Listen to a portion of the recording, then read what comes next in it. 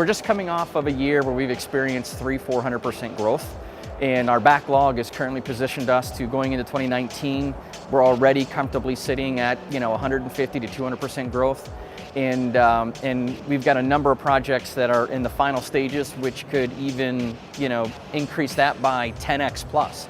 So for us, it's really about finding that balance and that mix between automation and technology with our core crew.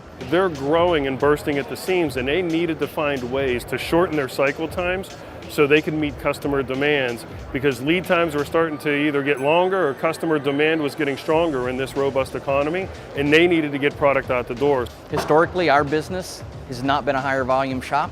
It's been a low, to even medium volume opportunities. Started as a tool and die shop, but we've evolved as an organization and now do precision machining. Being introduced to higher volume, 30,000, 50,000, 4.5 million parts of something, lean manufacturing becomes a much more compelling thought process in how we engage in making the product. Really, I talk to them about the process that we use to try to find ways to reduce their cycle times and help them make their products in a shorter amount of time, which of course makes them more profit, cuts down their costs. It allows them to build capacity or make more products, shorten their lead times, and honestly it also helps them with overcoming skills gap. Our view in automation has been to augment our experience in our labor pool.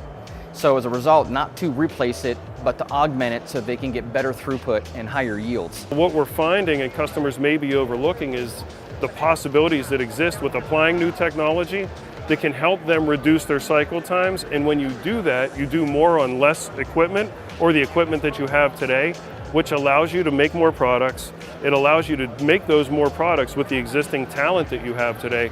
Therefore, you eliminate the need to have to add talent in order to grow your business. We recently took on a large project in the oil and gas industry, and we've engaged robotic gantry arms in the process, so it's really helped us improve and streamline our processes. And MSC partnered with us. We were evaluating a lot of the tooling options, and as a result, we've seen probably a 50 to 60% reduction in cycle times in making that product, not only from our in-house efforts, but also the collaboration that we've had with MSC.